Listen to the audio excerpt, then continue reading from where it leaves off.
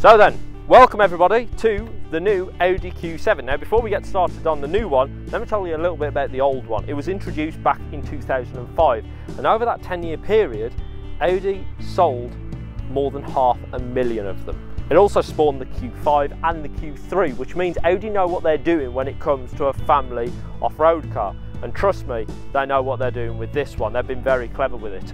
For example, over the old one, it is actually 30 centimetres shorter, which doesn't sound like a lot, but it makes a bit of a difference. It's also lighter, 325 kilograms lighter to be exact. If you want to know how heavy that is, nip down to your local supermarket and buy 300 odd bags worth of sugar. Now they've done that through technology like this. These are aluminium doors, which means it's lighter. There's also aluminium suspension. And while we're around the back, I want to show you some really clever technology in the boot. Now then, one of the key selling features of the old Q7 was the fact that it got 7 seats, and Audi have kept to it.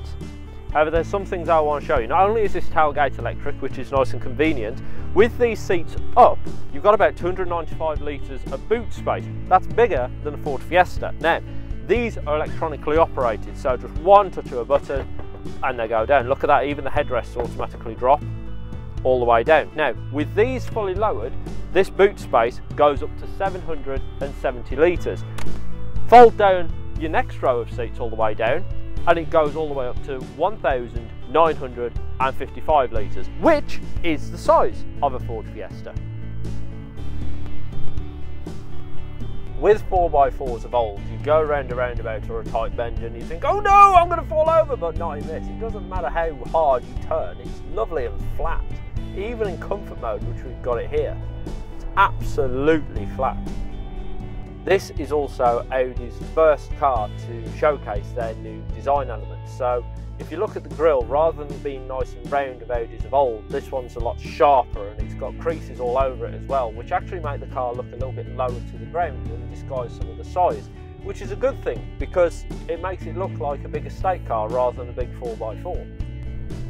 The other thing this car is wonderfully relaxing and quiet to drive.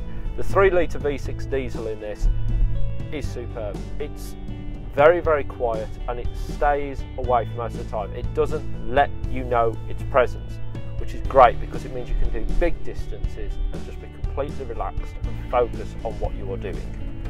Let's be honest, if you are looking to buy a car of this size, you're probably prepared to spend money on fuel as well. However, you don't need to have a guilty conscience anymore. Audi have not only reduced the weight of this car, which helps in fuel efficiency, braking and driving dynamics, but they've also worked wonders with the engine as well, and the gearbox. This is an 8-speed ZF gearbox, and ZF, Google them, they know what they're doing with gearboxes and they're in pretty much everything. They know what they're doing when it comes to gearbox, and the gearbox in this is brilliant. It shifts seamlessly, you don't feel the shifts and they're instant, it's not lagging. Lovely gearbox in this. Now, we're going around a corner here at slow speed, and the reason why I bring this up is I want to talk to you about the rear wheels. In the Q7 you get passive rear steering, which means they will turn up to 5 degrees in the direction that the front wheels are turning. So if they're turning right, they will turn in the opposite direction. What this does is effectively reduce the turning circle of the car, and it makes it a lot more nimble and agile when you're going through towns, cities, villages for example. But Audi have also taken it a step further. When you're going a bit faster, say when you're going down the motorway, the rear wheels will actually turn in parallel to the front up to 2 degrees. So when you're going along the road, the rear wheels will turn in parallel and it will help keep the car more stable. Right, I'm going to do a little test with you here. I'm not going to tell you how fast I'm going. I'm going to go up to the speed limits of this road, which of course you have no idea what it is, but I'm going to ask you to guess from the cabin noise. So there we are, we're up to speed. How fast do you reckon we are going? As you can hear, I'm barely having to raise my voice. Believe it or not, we're actually doing 50 miles an hour. And look, even people in the third row of seats will be able to hear me. I can't get over how quiet this car is. While we're driving around at slow speed, I want to talk to you a little bit about the design elements of this car. We'll start in here. The dashboard in this is all new, as you would expect for an all new Audi. Now, what they've done is this centre console has been set quite high in the car and the dashboard set quite low. That is typical for a sports car, not a 4x4. And it does help set the illusion that this is a lot more sporty than what it is. Certainly it doesn't feel like a big 4x4 pitching and rolling all over the place. It's very, very smooth and subtle and also controlled. On the outside you'll notice that there's a lot of design cues as well from the next generation of Audis. As you'll see in a few years time, all Audis will have that very sharp creased grille, as the lights will be nice and sharp as well. There's creases and lines all over this car and that helps disguise some of the size of this. In fact, rather than looking like a big 4x4, it actually looks like more like an estate with big wheels. There is some very clever tech.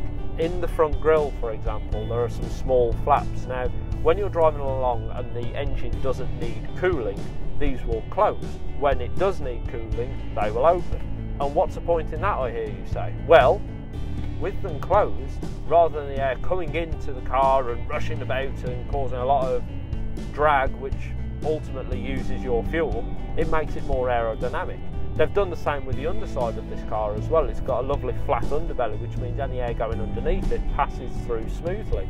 It doesn't slow the car down, it doesn't create drag.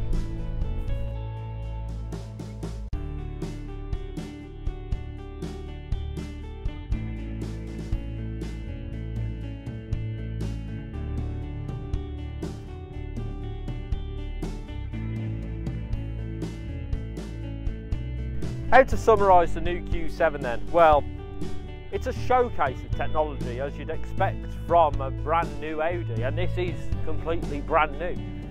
But for me it reminds me a little bit like a Great Dane. Not everybody can have one, but when you see one, my God, do you love them.